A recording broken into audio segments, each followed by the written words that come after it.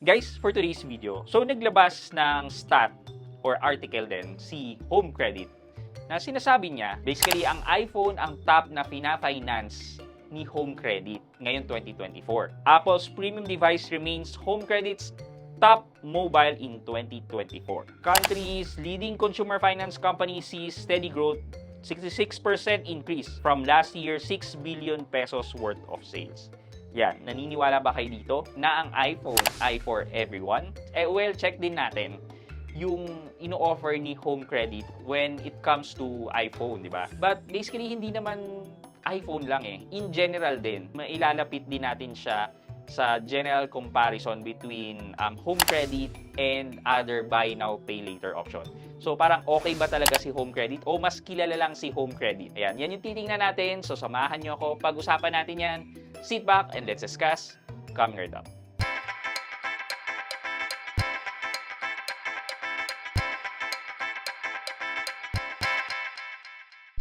Hi guys, this is Pat and you're in Pat Quintos Review TV. So if you're new to my channel, I do reviews about personal finance na meron ako experience or meron ako knowledge na ginawa ko na ng videos and playlists na makita nyo dito sa taas. At kung bago kayo dito sa channel ko, you may want to consider subscribing to my channel. Okay guys, so ito na lang yung nasa description box na lang yung link ng article na to, but we will highlight lang dito sa video na to yung basically essence ng article. Home Credit Philippines, the country's leading consumer finance company, anticipates a steady increase in its iPhone sales, projecting a total of 10 billion worth of sales by the end of the year. A 66% increase from 2023 sales of 6 billion. Wow, laki. Currently, Home Credit's total number of iPhone units financed stands at 445,000 units, amounting to 17 billion worth of sales, with the iPhone 11 as the best-selling model, accounting to 186,000 units sold and 5.8 billion worth of sales. Okay, so sabi dito,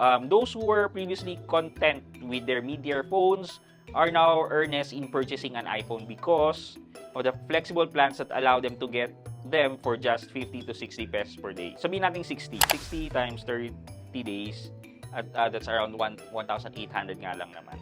Well, yeah, magaan talaga kung titingnan natin. Gusto kong malaman natin kung ano ba itong offer ni Home Credit when it comes to iPhone para maging ganito kalaki yung sales niya. Compare natin yung iPhone offer ni Home Credit versus kay Bilis. Check natin with Memo Express kasi si Memo Express ay parehas na merchant na may Home Credit and Bilis and SPay Later para meron tayong isang comparison ng price.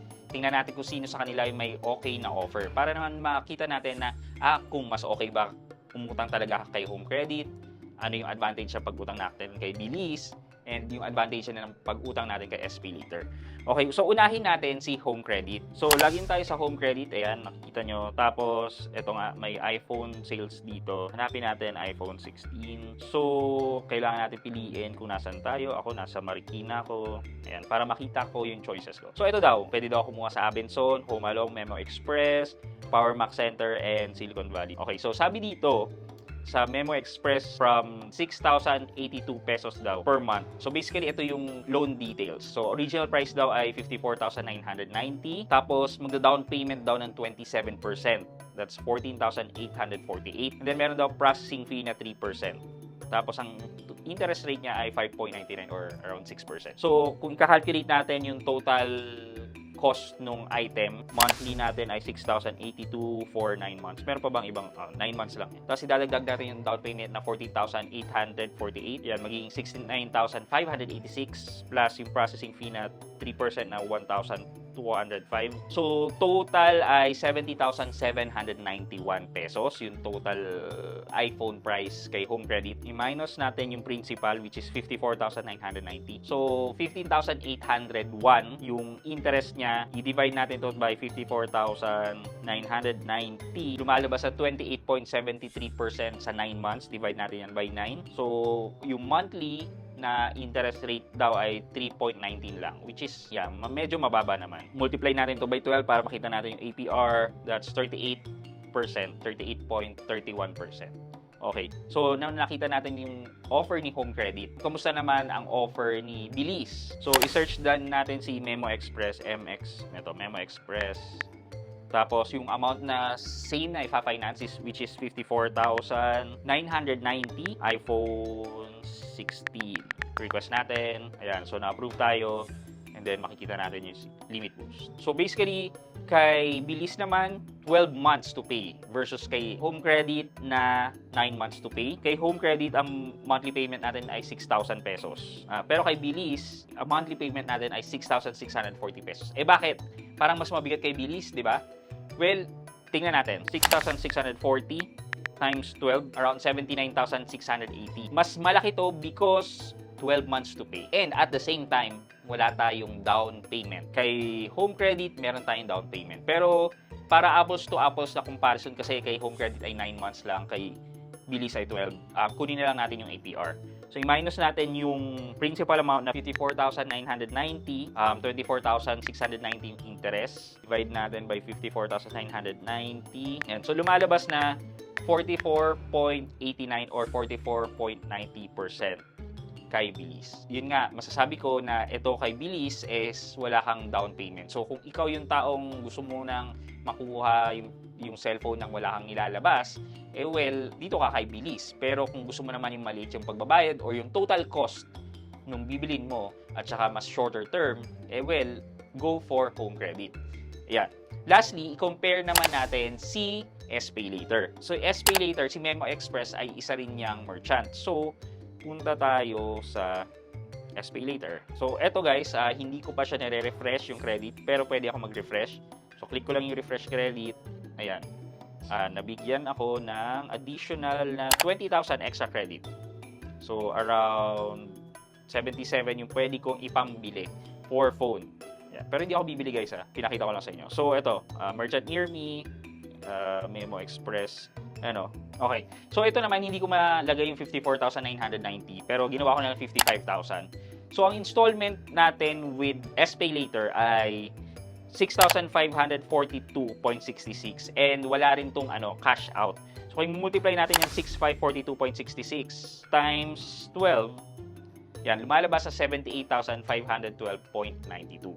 Ayan, clearly, ito naman, si SPayLater ay mas mababa kay Bilis. And then, 12 months to pay at wala ring cash out. Ayan. So, guys, yan, napakita ko na sa inyo yung comparison between Home Credit, Bilis, and SPayLater. And we see nga na mas mababa ang offer ni Home Credit when it comes to purchasing items or gadget. Sample lang naman to na calculation natin because of the iPhone sales. And yan, possibly nga, yan yung one of the reason kung bakit marami ang kumukuha or maraming bumibili ng iPhone with Home Credit. Kasi kung ganun ang kalakaran sa calculation natin, eh well, definitely mas mababa at mas appealing sa bulsa ang pag-utang kay Home Credit. But guys, syempre kay Home Credit, maraming requirements yan, ID and kailangan mo ng trabaho before you can be approved for a home credit loan.